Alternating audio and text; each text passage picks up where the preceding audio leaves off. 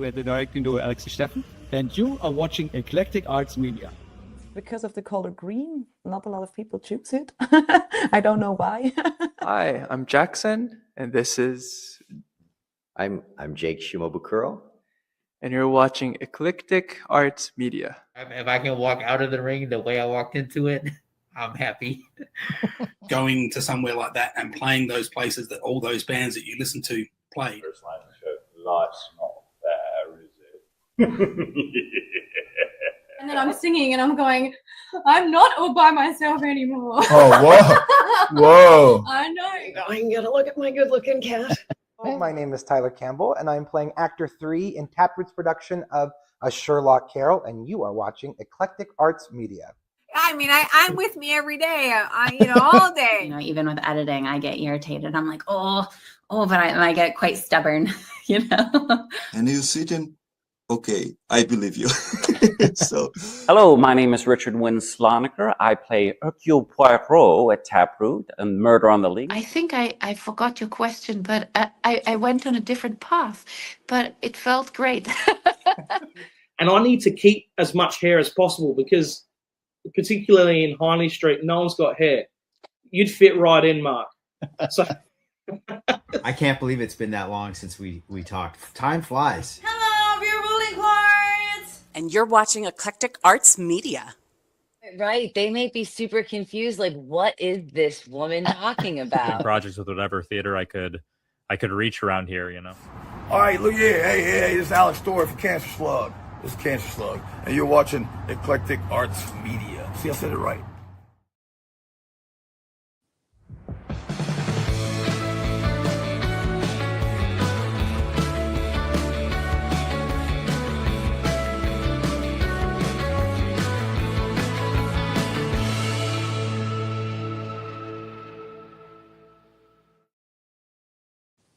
Well, good evening, good morning, good afternoon, wherever you are in the world. I'm Mark Sugiyama from Eclectic Arts Media based here in Seattle, Washington. And thank you so much for joining me on this Friday, the 9th of January, 2026. So happy Friday, everybody. And speaking of which, I'd like to thank Steve and Mike for joining me on Tuesday for the first Fun Table session of 2026. That was a special one because we had not been together since September of 2020. So it was really interesting to kind of come back together and talk about where everything's at. And we're all on social media together, but some of us post more than others, kind of like me. But it was really great to do that. And speaking of which, coming up, the next scheduled live stream that I have on my calendar is this Monday, the 12th of January at 1 p.m. Pacific.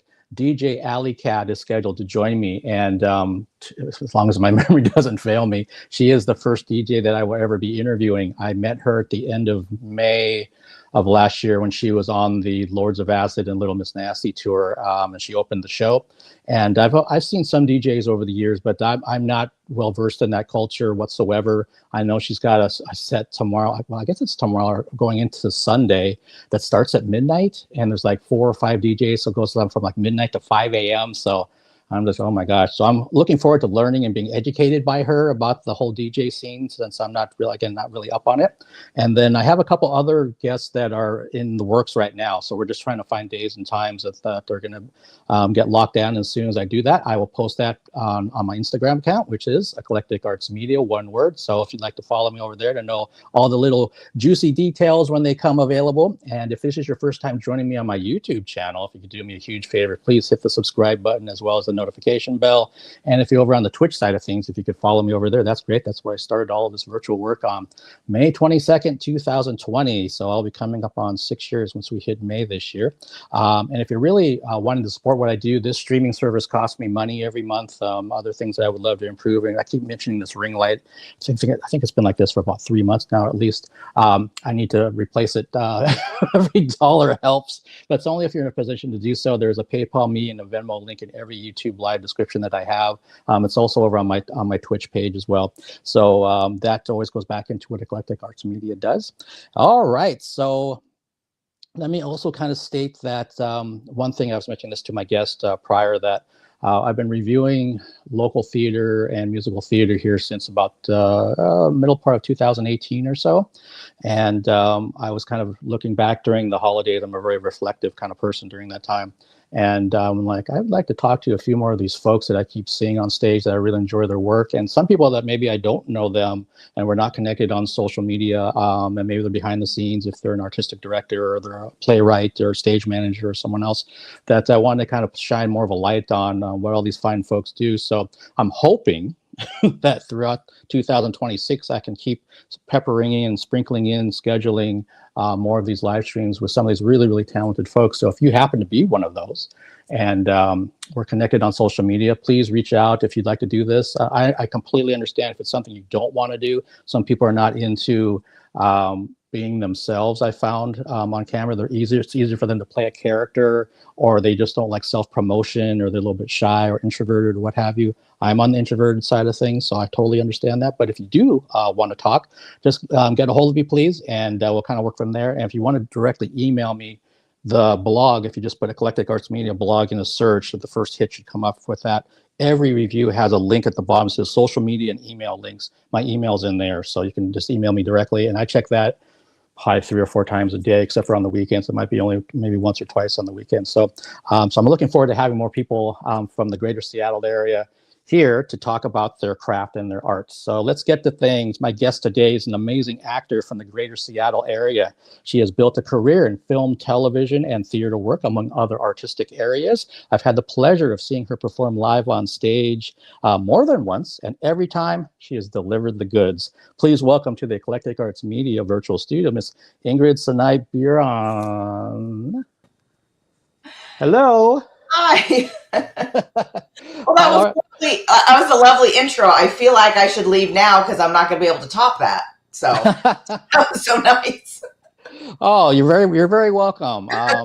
It's so nice to have you here, Ingrid. How are things in your world? Good. And I just wanted to say, if you see movement behind me, it's my cats. Okay. They're both together in one bed right now, but if you see motion, orange motion, it's 2 orange kitty cats. So. Got it. I've had cats. We've had dogs. Babies have shown up. We had the sound of a donkey off camera during one of mine. I have no donkeys that I know of, but 2 cats. All right.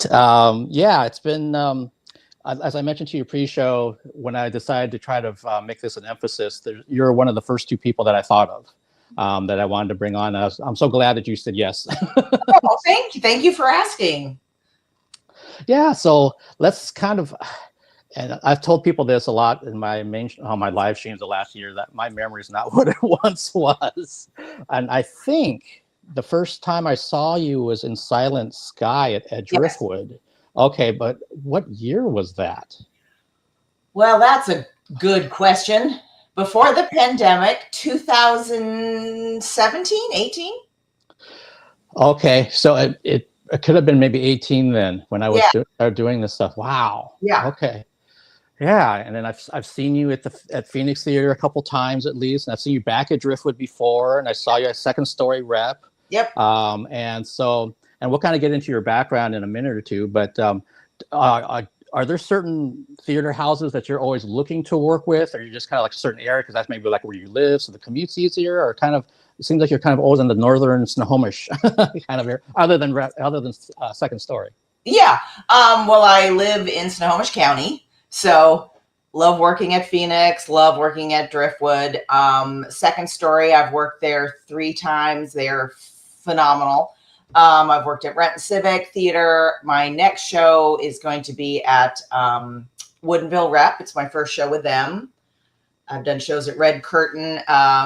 Yeah, I'm open to working in the general area. It's kind of the places that people get to know you, and then just keep branching out and auditioning at more theaters. But yeah, I'm a Snohomish County girl, so I do love Snohomish County, but I do not discriminate against King County.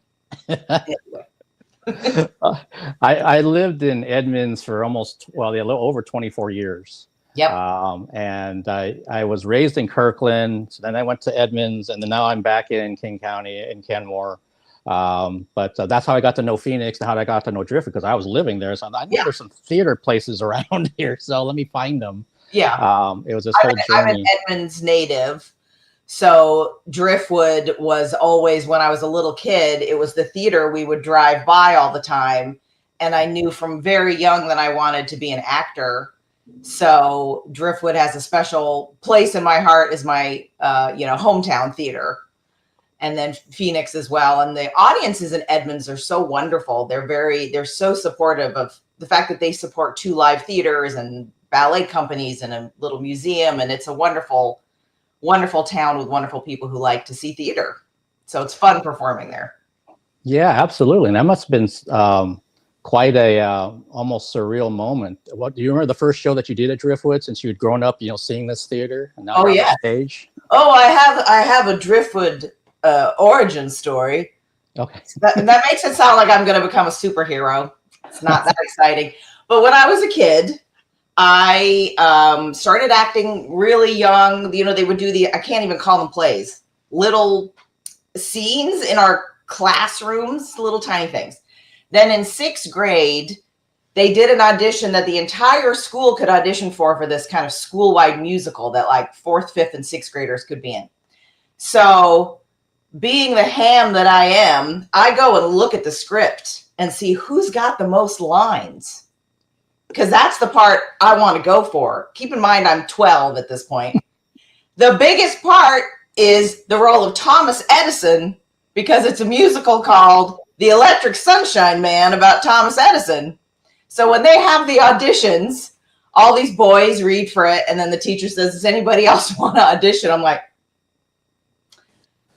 and I get the part of Thomas Edison, and then when they do the program, they put my name above the title. It said Ingrid Sanai starring as Thomas Edison in The Electric Sunshine Man. And I was like, well, that's it. Now I have to do this. And someone gave me a card, and I don't know if they worked at Driftwood Theater, and they were like, you should come audition at our theater. And I had that up on like the family pegboard for years, because I was, a student, and I wasn't really allowed as a kid to go audition out in the community because I had schoolwork and I did school plays. But then basically as soon as I could go out on my own, once I hit 18 and start auditioning there. And so then I ended up doing my first show there when I was 19. So I have great affection for Driftwood. Wow, that's an amazing story. I know, like, the last time I was there, when Katie was talking about like what season this was, I'm like, that's insane. I mean, how long they've been there. It's amazing.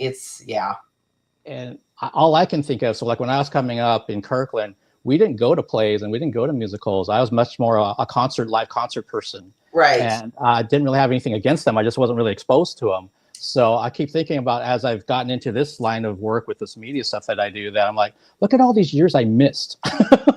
Right. You have to be introduced to it. And I was incredibly lucky that in the program that I was in the Edmonds School District, we went and saw all the shows at Seattle Children's Theater. So starting in the 2nd grade, I was seeing all the shows from 2nd through 6th grade. And then my parents took me to theater. I saw theater in London. My sister would take me to the Rep, and I went to, what was it called? Empty Stage. So I was exposed to it very young, and I wish every kid had that opportunity. They're not all going to become actors. They're not all going to want to be in the arts, but we need people to fall in love with theater young so they go to theater their whole lives, because that's what keeps theater alive, is audiences. So I wish everyone had that opportunity to just go and see everything. That's a really, really good point. I know one of the things that when I first started doing this work in 2018, and I actually just mentioned this on my live stream that I did on Monday, that the communication director for the P&B, Pacific Northwest Ballet, I'm not a ballet person, but I saw what they had a mixed bill coming up, and I said, that looks kind of interesting, kind of like Stomp or Blue Man Group or something, and I might want to try this. And he was nice enough to put me in to come review it, and I was never so nervous sending a review back to someone than that one, because I'm like, I'm such a fish out of water. I don't know what I'm supposed to be looking at, what's good, what's maybe not so good. And I told him that in an email with my review. I said, hey, I'm just letting you know, if this is terrible and it's not going to really help you guys or help the company, then just let me know. I've got a thick skin and we'll just move on. But if it's something that's going to help, then, just give me some feedback, please. And to his credit, he wrote me a really long email back, basically saying, Mark, you're exactly who I need right now, because we're trying to get subscriptions up. We're trying to get more patrons to come here, and we're kind of coming up short. So we don't know why people who are like yourself, who lived here all your life, you've maybe seen the Nutcracker a few times, but you haven't come to see anything else. Right. So we want that outside perspective. So I'm like, oh, well, I can give you that. I can absolutely give you that. I don't even have to try. Right. So I'd say probably that first season or so going into the pandemic is when I felt like I was still a fish out of water and trying to learn and be a sponge and all that kind of thing. Now I can't really say that because I've been to enough of them. So I'm like, well, I really don't know what I should be looking at when they're in Act 2. It's like, well, no, I already know what I'm supposed to be looking at. But to his credit, that's what kind of also spurred me on to some of the other local theaters around town of like, well, like I mentioned, I lived in Edmonds, so what's near me, but also what's not near me, the Fifth Avenue I hadn't been to. I saw a concert there. I'd never been to a theater there. The Seattle Rep and the Act, all these wonderful places around here. So it's just like, wow, a whole new world to kind of explore. Right.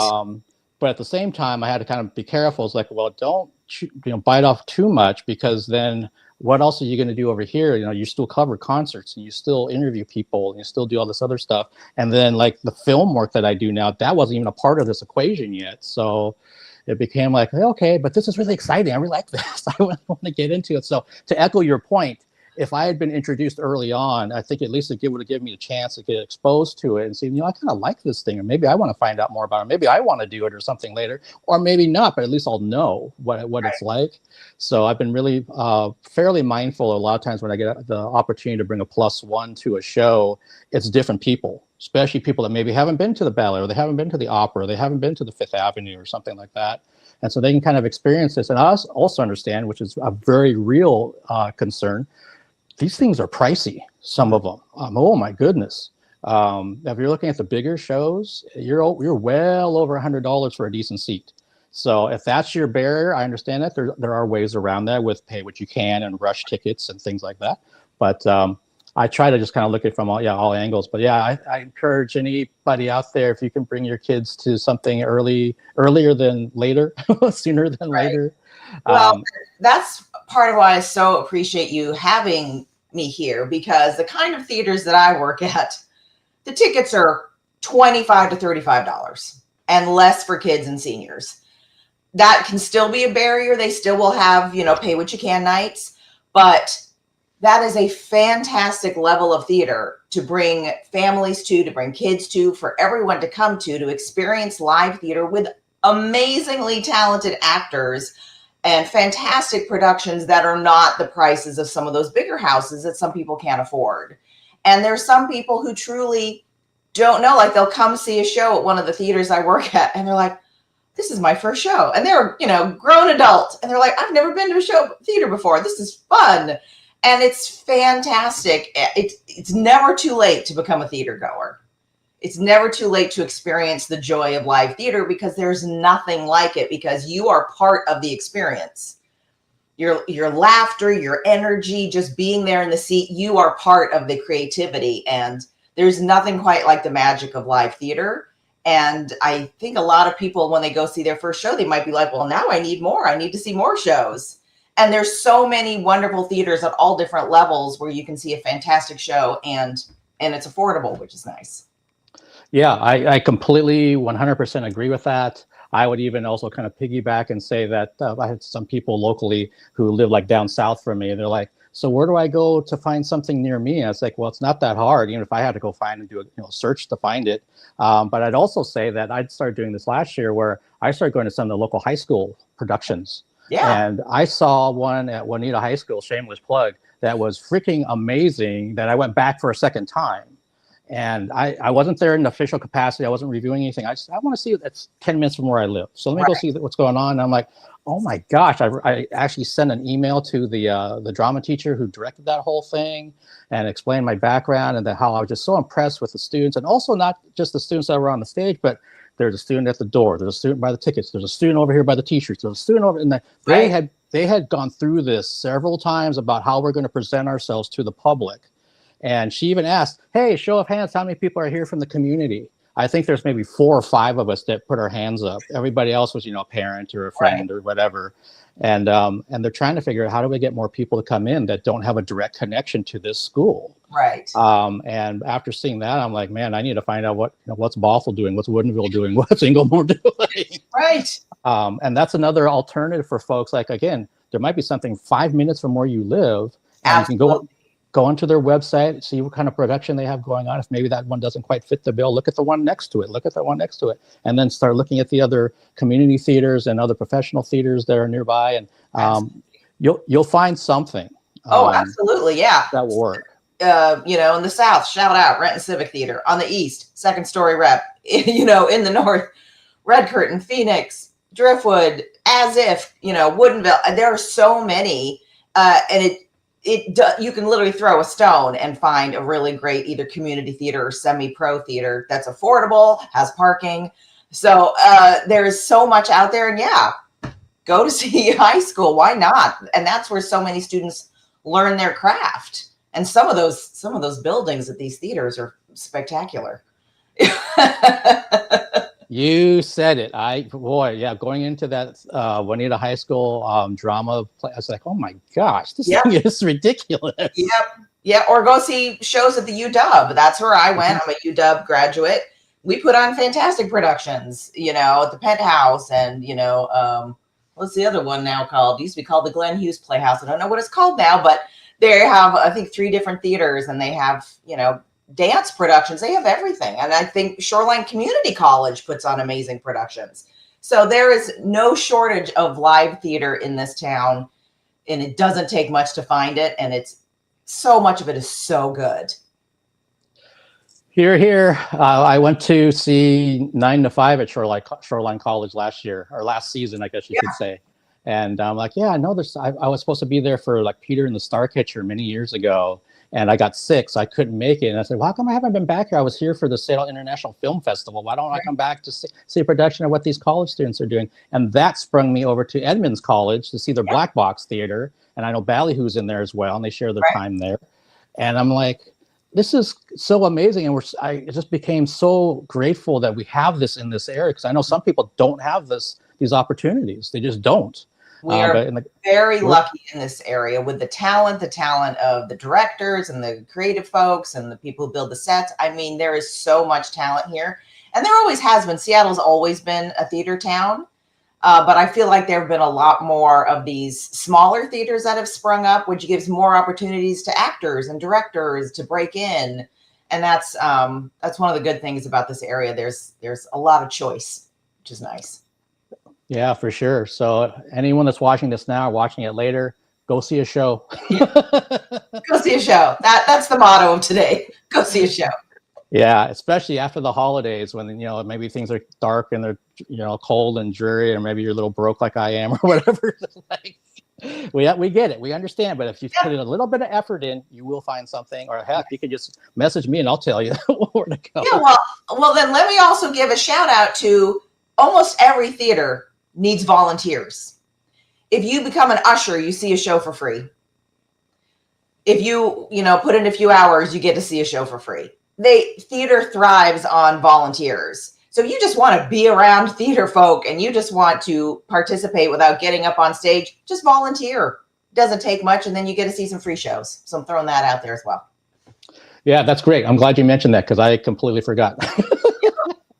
Every theater needs volunteers.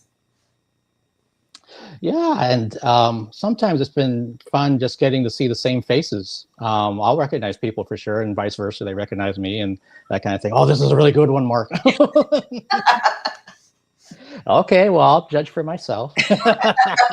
That's why I'm here. Right. But Ingrid, when I kind of glanced through some of the things I found with your background, you definitely spent a lot of time down in Los Angeles with TV, film, and it looked like you had done like a was it like a Bravo TV competition that kind of went? Yes. So back before Bravo aired Real Housewives and Below Deck on a loop, they were an arts channel. I don't know if anybody remembers that. They used to air opera, if you can believe that. Then they would air ballet. And then as the years went on, they started adding reality shows, and they did a reality show called The It Factor, and it followed young struggling actors, one of whom was Jeremy Renner. That was how he got his big break before he went and played Jeffrey Dahmer and then became a superhero. And to publicize that reality show that followed struggling actors, they did a contest saying, "Do you have it?" And it was a contest to find the, quoting them, not myself, the best undiscovered actor in America. So I applied. I had to send in a monologue. I had to, do this little performance.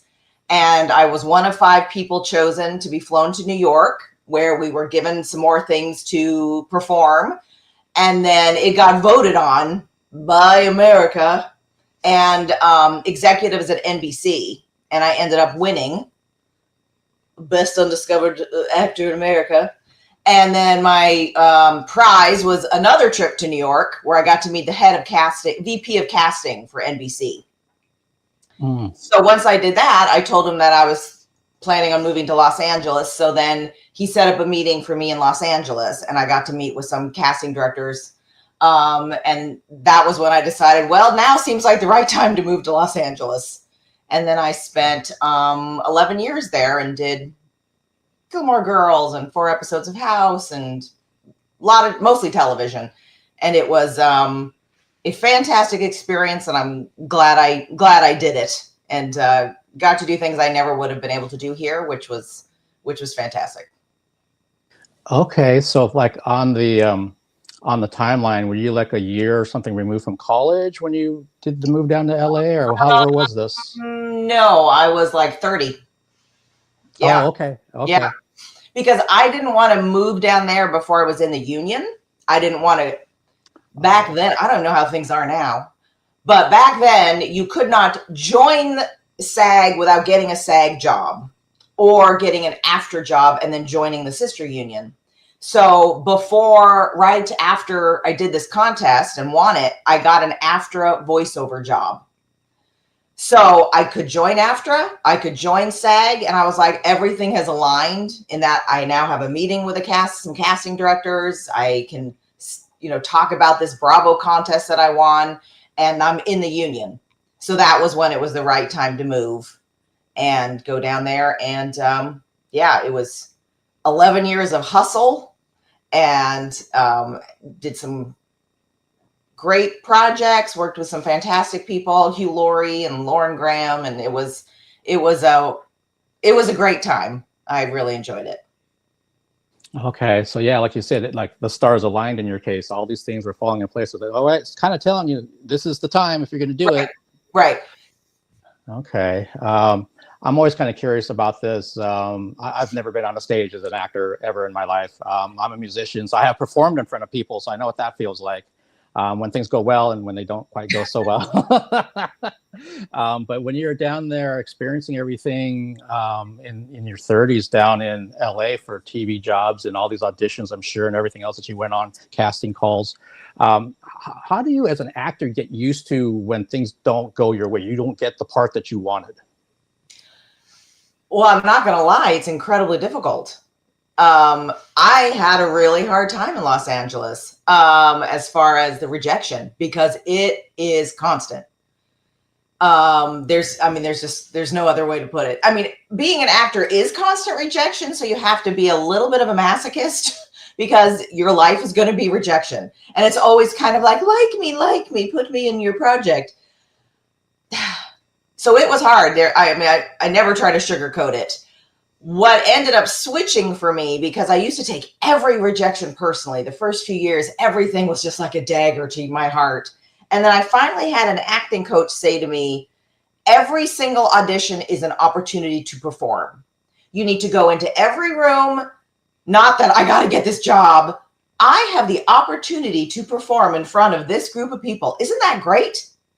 And that switched a light for me. And ever since then, I treat every audition and every callback.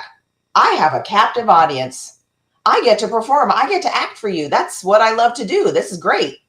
And if I get the job, great. If I don't, I got to move on, man. Because you can't let each one just, it got to the point where now my rule is I will let myself be sad about it for a day.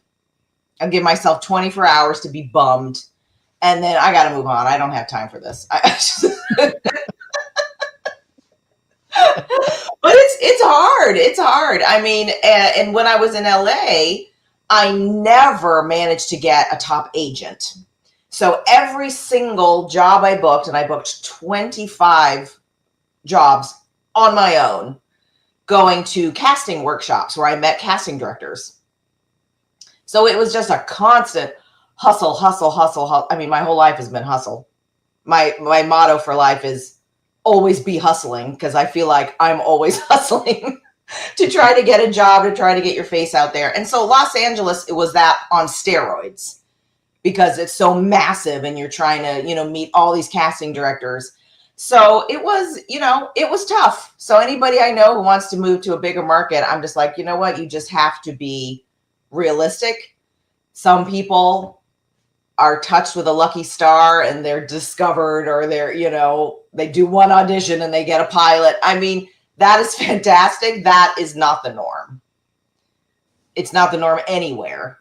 So you just have to be prepared that it's going to be hard. You're going to get rejected, and it's a hustle. And if you don't want to do that hustle, oof, go do something else. Well, it's hard. It's hard. There's no way about it. I appreciate your transparency, because I'm like, I've talked about this many times on my live stream, especially 2020 into 2021, that with the internet and everything, sometimes it can be wonderful, and social media, and sometimes it can be awful. And man, even for somebody like me in my position, the DMs that I would get from people about something that they absolutely hated, an interview I did, they hated me, they, all this kind of stuff. And, try to let it just kind of run off the back and move on to the next thing. But at the same time, it's like, it still bugs me that somebody would say that to me, because I can't stop thinking about it, and I try not to. But that's where that kind of question came from for yourself. I'm like, there's, like with day jobs, I've gotten to a point similar to what you mentioned, that if I get a job, an opportunity to interview with somebody, this is good practice for me to interview in front of somebody. Maybe I won't get this job, but it'll help me for the next time I get the interview. Right. And it definitely switched something in my head, instead of like, oh my gosh, like putting all this pressure on myself to do so well, and then usually I wouldn't do well in that interview. I don't get the job, and then just becomes this whole spiral. Right. But it's like, no, just to put your best foot forward, get into like your Rocky mode, or whatever it takes for you to kind of feel positive about what you're going to do that interview. And if it doesn't quite go your way, then, you move on to the next one. And I had the same thing with media stuff. When I first started off, a lot of times I joke about it now, but at the time it was pretty serious, that I would send out maybe like 20 emails. I might hear back from one. And even that person, they say, okay, they want analytics. Who's your reach? Who's your audience? And at that time, like when I started, I didn't have an audience. I didn't have anything. Right. And so a lot of times they would just say, sorry, we'll come back when you're bigger, basically.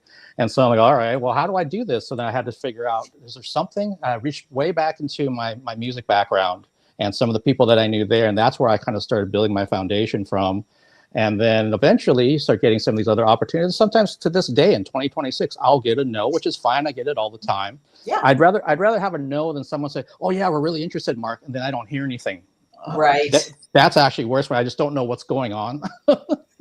And I'll follow up a couple times and say, hey, are we still doing this? The band's going to be here in a week. Do you want me to cover it? Do you not want me to cover it? That's fine if you don't. Just let me know where I stand, because I got other things I'm trying to figure out on my schedule. Let alone if I want to watch the football game or something. And it's a constant hustle. It's a constant grind. It's up and down. I have told other people that wanted to start doing what I was doing a few years ago. That's like, figure out why you want to do this. I don't make a living from this. And so it's like, why am I doing this sometimes when I'm getting frustrated? Yeah. It's like, no, look at all these other really great, wonderful opportunities over here that really outweigh the negative part over here. It's like this, really. I just need some perspective, step back for a second, feel sorry for a minute, and then kind of move on. Right. Anything in the arts adjacent is hard. There's just, we would all love to make I've never made a living from acting. My biggest year in Los Angeles, now we were able to buy a house because I did a national commercial and Desperate Housewives, and I got a ton of money from it. And we were able to have enough money for a deposit for a house because everything had crashed. It was during the crash. So that was fantastic. And then I went 3 years without a job, an acting job. And that literally says everything you need to know about the arts, is that it's unpredictable. And those who make a living at it, you're fantastic, wonderful, congrats. Most of us do not. So you do it because you love it, and you must do it. You must be around creativity. You must be around the kind of people that are in the arts. It must feed you. And that is why you do it, because we all have to be a little bit crazy to do anything in the arts. So if you're not fully in love with it, what are you doing, man? Go work in an office, find something else that gives you joy, bird watching, something that doesn't give you rejection and a struggle. But we do it because the joy outweighs the struggle. Very well said. Speaking for myself, the joy outweighs the struggle. Yeah, I played music in a duo around here from like the end of 2012 through about 2016. And again, I was reaching into places that I knew. I was big into the craft beer scene, so a lot of people just knew me as a consumer. Like, oh, what's this music thing you got going on? I said, hey, do you want to have us come here? We'll work it out. We'll just play for like tips and beer if we can do this for an hour. And it's like, yeah, we'll give you a shot. Why not? It'd be fun. And then it became kind of real, like, oh, we need to figure some songs out. And what are we doing here? Kind of put the cart before the horse. And I mentioned one story, which I won't mention again, but I've had my share of hecklers. But one that was better, that wasn't really hecklers, is that we played the soap in Snohomish, the city of Snohomish. The venue's no longer there. And my singer and I got there. I think we were supposed to start kind of early, which maybe it was like 6 p.m. instead of like a 7 or 8 p.m. start. And it was a nice day, and they had a deck, and there's literally 2 ladies out on the deck and nobody else in there. And we're inside playing, so we're not even facing them. My singer's like, oh my gosh, Mark, there's nobody here. And she's getting kind of down and depressed by it. And I was like, look, just treat it like a rehearsal. We're just going to have fun with it. We're still going to go through our songs. We're still going to start on time. We're still going to get a beer, all this kind of thing. And it's eventually people will come here, either people we know or people we don't. It's not going to stay like this. I know it. And we went through probably about 3 songs. We did everything out of order because we didn't really care. So it was like the set list was whatever. And we started playing the Police's Roxanne. Mm-hmm. And we finished the song, and then we hear this from over there from the deck. And they're like, oh, hey, thank you. And turns out one of the gals' names was Roxanne. So we had a little dialogue with her. It's like, is there anything else you want to hear, Roxanne? And I remember that gig well because eventually probably about 15 of the people that we knew showed up after work and all that kind of thing. They got stuck in traffic trying to go north, and some other people that we didn't know were dancing on the floor. And so we had a really good time, but it just didn't start off all that great. But it's like, have to have the right mentality. Like, no, we're still here to do our job and have fun. And that's how we do this. And if we're not having fun, what are we doing here? What are you doing, man? Exactly. Yeah, and sometimes we were playing like a show a week on top of our day jobs, and I was still covering concerts and all this other stuff outside of us playing. I used to work with models as a photographer for about 10 years as well, so I've been booking shoots and like, okay, but as you said, I love this. I love being around these people, and I want to expand my network. And when it gets to a point where it's like a drag, then I'll step back. And then I'll kind of reevaluate, but I'm not going to leave it completely. I just may do it a little bit differently or a little bit less, but it won't be like, I'm done with you. That won't happen. That won't happen, right. So no, I appreciate your transparency, and it's something that I think everyone also kind of needs to know. Is like things, I don't like it when people try to like cut the line, find the shortcut. I want you to work. I want you to put in the time. Yeah. If you can find something that kind of helps bump you up, maybe just accidentally or whatever, hey, there's nothing wrong with that. But if you're constantly looking for that, in my opinion, you're doing it wrong. You have no foundation to build off of then. And And I've seen many, many people. I'm a concert photographer, so I know what that's like when you can't get a photo pass for a show. Oh, I would love to shoot that band. It's like, where's your portfolio? Well, I've shot 2 shows. Okay. Right. You're not going to be at Climate Pledge Arena shooting this show if you've only shot 2 shows. Yeah. I don't care how good you are. It doesn't work like that. Got into this whole thing. It's funny to me to think about now. It was online, and so there was a mutual photographer that we knew. 4 of us were at this show up at the Highline on Capitol Hill, which is no longer there. It closed after the pandemic. And it's a really dark metal show. So it was like all backlit and foggy and you can't see anything. So the 4 of us, we know, oh man, this is going to be just ridiculous trying to get pictures of this. But one guy was using his flash, which is a huge no-no in concert photography. They will tell you that right up front. You do not use a flash at all. And the guy that was the mutual friend, he had posted one of his pictures. It actually kind of came up pretty cool. And I was like, hey, man, who was that jackass using the flash at the show? Well, he was friends with that jackass. So he commented on the thread, like, I'm the jackass that was at that show. And who do you think you are? And all this kind of stuff. So like, dude, I shouldn't have called you that. I shouldn't have called you that name. But my point was, you shouldn't have been doing that either. Right. They could have easily said, all 4 of you, no more photos. You're done. So then now you just screwed all of us. And I was telling them about, if you go to the Showbox, if you go to the Neptune, if you go to the Paramount, all these places I had shot, you will not be using a flash, period. And he said, don't you support local photographers? I said, dude, we're all local photographers. You could come to my apartment right now. You can look up my address and find me. Right. It's not that hard. So I'm just trying to give you some advice about, if you're trying to move up in this world, you can't be doing what you did. And I said, people did that for me when I started out. There's a thing that maybe some people aren't aware of, that when you get an actual photo pass from a band, you're not supposed to take pictures and put those on social media at all. They don't want them copied. That's a security issue. And so you can keep them all you want, but don't take pictures of them. Well, I thought I was trying to work around that one time. I took a picture of it. I blurred out the name of the band and the city and stuff. And a very well-known photographer here, who I'm still friends with, he DM'd me and said, hey, man, you can do whatever you want, but I'm letting you know that's a huge no-no. They don't want to have these things out there. So even if you blurred it out like I saw that you did, you don't want to do that and get into a situation where they're going to basically blacklist you and not give you any more passes. So I'm like, thank you for saying that. I immediately deleted it, and I haven't done it since. But, you know, again, it was just kind of like a miscommunication type of thing. I probably should have talked to him there after the show and said, hey, man, what are you doing? Instead of talking about it after the fact. Right. Yeah, so everybody has those kind of stories, and I definitely have my fair share of them. And some, you know, some are good, some are funny, some aren't so funny. But you learned something. I mean, that's the thing, is you just, everywhere you go, if you learn, if you improve, if you are challenging yourself, I mean, that's what it's about, right? Yeah, I agree. You're constantly pushing to better what you're doing, and at least giving it that intention of trying. Right. And I always try to talk to people about, you know, what is your intention here? What were you trying to do? Were you trying to make people look bad? Because you surely accomplished that. Yeah. Oh, that wasn't, you weren't trying to, they just made an honest mistake. Okay, we all do. So just don't make it again. And move forward from it. I guarantee you, I will make another mistake. I will come up short. I know it will.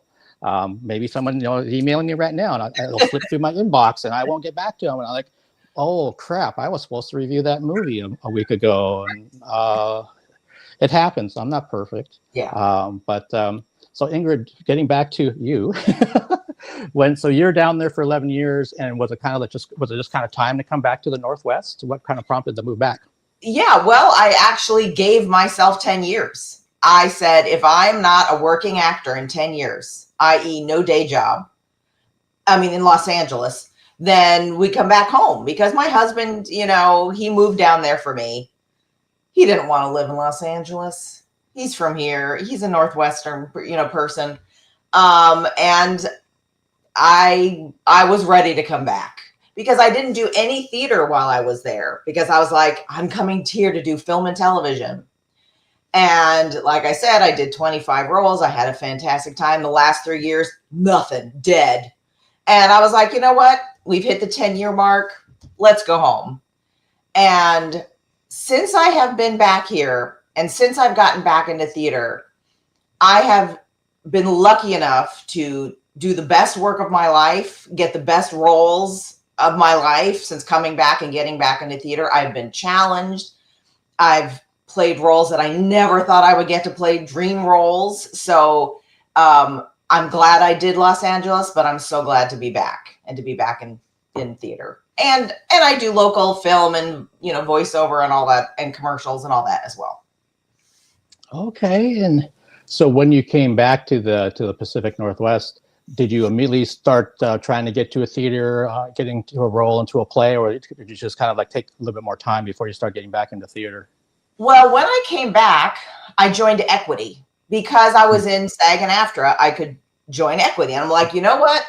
Let's see if since I'm Equity, let me see if I can break into the big Equity houses, which I could never break into when I was younger. I tried, and I joined Equity, and I was SAG, and I sat for 1 year, didn't book a thing.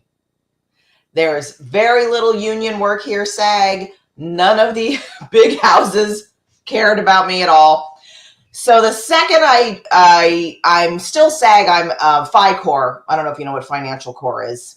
So I could work both union and non-union, which you can do. So the second I went financial corps, as far as film goes, with my agent, shout out to Tim Christ at TC Talent, started booking stuff. The second I left Equity, have not stopped working basically in theater since. I mean, last year I did 5 shows. I basically do one after the other, and I'm so lucky and so fortunate and so thankful for the roles that I've gotten these last, 10 years. It's been amazing, and I've been so grateful to be back up here and working in this community, because it's not just the opportunities that I've been lucky enough to get, it's the people.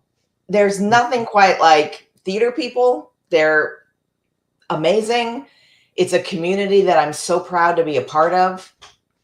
And the film community and everything kind of having to do with entertainment in this town is just, you couldn't work with better people here. So it's been just a joy. It's been kind of a nonstop roller coaster, and it's been joyous. Well, that's awesome to hear. And like you said, I mean, you've been busier than you've been when you weren't doing the Equity houses, and it's great that this area can sustain these opportunities. And like we were talking earlier, there are so many opportunities around that you just have to kind of get out. You have to hustle, but you still have to kind of get out there. Still got to bring your A game and everything else. Yeah. You have to be a team player. You got to show up on time or show up early, and you got to play well with others. That kind of thing. And you're going to have a day job. That's just the way it is. And you know what that is? That's the trade-off. But the variety of roles that I have gotten to do, like I said, the fact that I have taken 3 shows off my bucket list since post-pandemic. I mean, that dream shows that I never thought I would get to do. I mean, that if I died tomorrow, I'd be happy. I don't want to, but I'd be happy because of the shows that I've gotten to do, especially since the pandemic. I added up since the pandemic, since theaters opened back up, I have done 21 shows. I think that's more shows than I did in my life before. I'm not sure. I didn't add it up, but it's a lot. Wow. And I'm so grateful to the directors who have cast me in the theaters that I've worked at and the actors that I've worked at. I'm overrun with gratitude because someone has to cast me. I'm not putting on these shows. I'm not doing a one-woman show. I don't want to do a one-woman show. The joy of theater to me is working with these talented actors and working with these directors and these costumers and production designers and these theaters and the audiences and getting to talk to people afterwards. My joy runneth over because of the opportunities I've been given. And I feel sometimes so lucky. And I'm just, overrun with joy and gratitude. Well, I don't know if I should be saying congratulations, because I think some of it's well earned. I think, thank you. like you said, somebody does have to cast you, but I think also, and I know this from when I was doing the photography piece with models, that this market it's medium sized in that world it is. And so your reputation is everything. It gets around real quick. If you're a model that has an attitude, or you show up late, or you got some other kind of issues, all the other places are going to find out real quick, don't book this person. Right. And if you're a creep on the other end as a photographer and you got issues, don't ever work with that guy up in Edmonds or whatever it is. So it almost kind of forces you to walk the right path, Right. if you're serious about what you do. And I had the same issue that when I started doing the concert photography and doing this media outlet, people were like, how much money do you make? And do you do this full time? Would you want to do this full time? I was like, well, yeah, of course I would love to do this full time. But the reality, just like you mentioned, is that you're going to have some other source of income to make this work. And sometimes it's the only source of income, because this other thing is really not paying you anything. It's paying you in other ways. And the satisfaction and just the joy I get from being around other creative people and seeing what they're doing on stages, all types of different stages, and talking with them like I am right now, that fills my bucket. It so fills the way I am as a person. If I don't have that, I could be working supposedly the best day job ever, but it won't feel like it because I'm missing this other piece. Right. And I have to have it. Like a drug addict, I have to have it. Yes. Yes. Yeah. That's how I feel about, creativity and whatever. Now, if someone can get through their life without doing some creative hobby or task or, wonderful. I need it to live. I need to be around creativity of all sorts. To me, that is what life is about, is being able to be creative and bring joy and bring art and bring music and bring beauty. I mean, that's what it's about for me. And I mean, during the pandemic, I'm sure anybody who was, creative, I thought I was going to lose my mind because I couldn't be on a stage. So I started creating my own videos. I learned how to edit so I could make little content. And then I participated in some, online theater, and it kept me sane until I could get back into a theater with, other actors and with audiences. And that is the joy, is sharing creativity. For me, some people painting alone in a studio, that's your thing. Wonderful. For me, it's about performing with other people, working with other creative people, creating this magical thing. Theater is ephemeral. Theater, once that show ends, is gone. It's just this memory.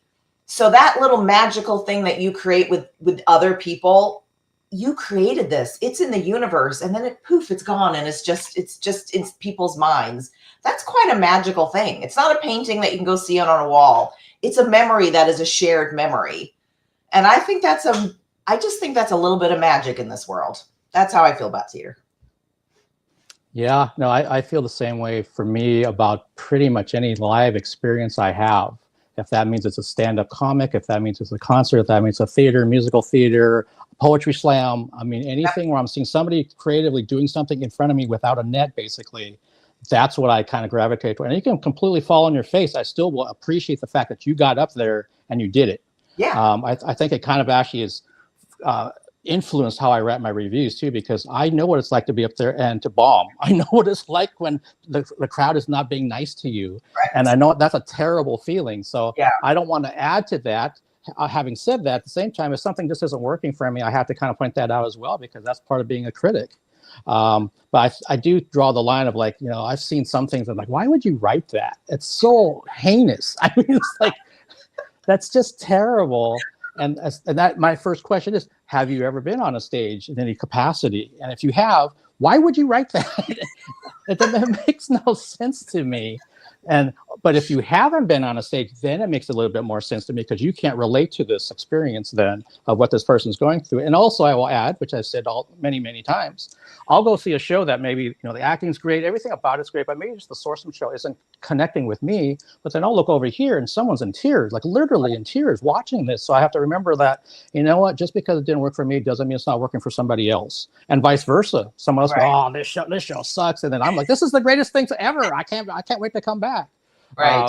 So it just kind of gets back to, you got to get out there and experience it and make up your own mind. And don't quite listen to everybody else, the white noise about something, good or bad. You got to go experience it for yourself. And every performance is different. And you know this, I know this. you can do a run of 20 shows, and every single performance will feel different. Something, the audience is there, something, a mishap might happen, just how people are feeling and the energy in the room. So I've seen some shows where it's been, wow, I saw it at the beginning of the run. I saw like the very last performance. Like, look at some of the changes they made, the cast and the director made through the course of the, oh man, we got a really good laugh from that one. We got to make sure we do that again. So I don't remember that the first time I saw all this. Well, that's But because live theater is like an organism and it changes. And every single performance, every single night is different. I'm sure it's the same for concerts. Everything is going to be just a little different every night. And you do, and as an actor and in a run of a show, you discover things, and you discover, oh, that is working. Now you can't change the show. You can't, once the show opens, you can't go crazy, but you will find moments that, you might do a little inflection here that's different. And where's the audience reacting? And then things will speed up or slow down. Every single show is unique. And that's also kind of the magic of it, is that show that you see one night and I see another night could be very different, or could just be a little bit different. And that's also the magic of it. It's unique every night. yeah, that's very well said. I've mentioned to some other people that I wish that as a reviewer, I could see 2 performances in a run, the front of it and the back of it. I understand why I can't see the back of it, because you're trying to promote the show.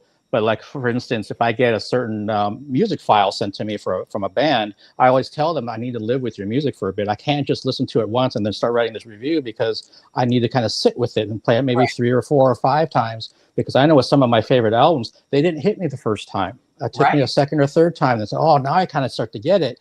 I don't want to write a review based on that first listen. I want to write it after maybe the 6th or the 10th listen. And I wish I could do that with theater and musical theater. Because again, like you just said, every show is different, and I even know every show is different. So I'm like, this was pretty good as like a B, but I wonder if there's an A in there. There probably is. I just won't see it because it's later in the run. Yeah. And hopefully it doesn't, go down from there. Hopefully not. But you never know until you go. So everybody go see every play at least twice. Come at the beginning, come at the end. There you go. Yeah, you'll know exactly what we're talking about.